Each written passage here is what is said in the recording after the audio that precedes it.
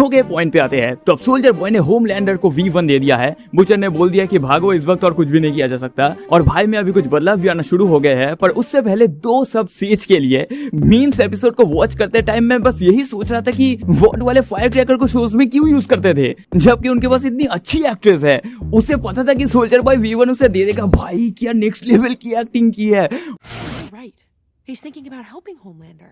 और हाँ, दूसरी तरफ डीप भाई ऑयल में ज्यादा ही डीप जाने से मरते मरते बचे हैं, पर उसके 1000 दोस्त मारे गए हैं, जिसके लिए भाई डिप्रेशन में चले गए। और फिर जब उसे पता चलता है कि नोआ ने ये सब किया था, जिसके लिए वो नोआ को नहीं छोड़ता, और फिर नोआ सीरीज में दूसरी बार फिर से टपक जाता है।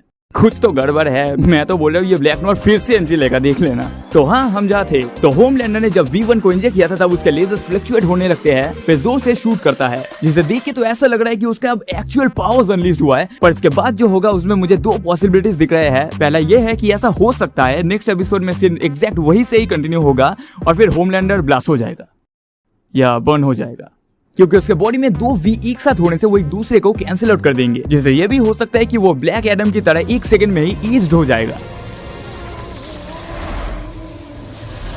अब देखो, हमें तो ये पता ही है कि सोल्जर बॉय के पास भी V1 है और वो किसी भी सूप को नॉर्मल कर सकता है, जैसे उसने वॉर्म साइड को भी नॉर्मल बना दिया है। और अगर सोचे तो सोल्जर बॉय से जो रेडिएशन निकलता है वो V1 का ही है, तो हो सकता है V1 का डोज लेने से होमलैंडर पे वही इफेक्ट हो जो सोल्जर बॉय के रेडिएशन से होता है, क्योंकि उसके अंदर पहले से ही नॉर्मल V है। तो हो सकता है ये बात पूरा उल्टा पड़ जाए, जिसकी वजह से उस सीन में उसका पावर्स फ्लक्चुएट कर रहे थे, फिर होमलैंडर का पावर्स चला जाएगा। और ये था फर्स्ट पॉसिबिलिटी, जिसके होने के चांसेस कम है सेकंड वाले से, क्योंकि सेकंड पॉसिबिलिटी में मुझे ऐसा लगता है नेक्स्ट एपिसोड में सीन वैसे ही कंटिन्यू होगा, फिर होमलैंडर खुद को और स्ट्रॉन्ग फील करेगा, फिर बॉयज वहां से कैसे भी भाग जाएंगे, और फिर सीज होमलैंडर के पास ये रिवील करेगी कि ये सब शुरू से ही उसका प्लान था। फिर होमलैंडर भी उसे कुछ नहीं करेगा, जिससे एपिसोड स्टार्ट होगा। फिर हो सकता है पूरे एपिसोड में धीरे धीरे होमलैंडर ये फील करेगा कि उसका पावर धीरे धीरे कम हो रहा है, मतलब उसका पावर एक झटके में नहीं जाएगा। दूसरी तरफ डीप भी होमलैंडर से डर के छुपते हुए एजेंट की तरह उसका अपोज चला जाएगा। फिर में भी वो बॉयज का मदद करेगा, इनडायरेक्टली या डायरेक्टली जो भी हो।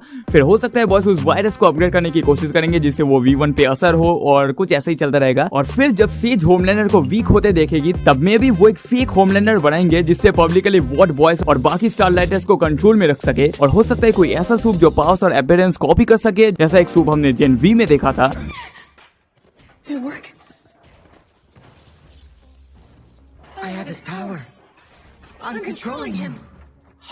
और दूसरी तरफ हो सकता है कि V1 लेने के बाद भी मरी उसे रोक पाए, जबकि वो अब खुद के पास को पूरी तरह से यूज कर सकती है।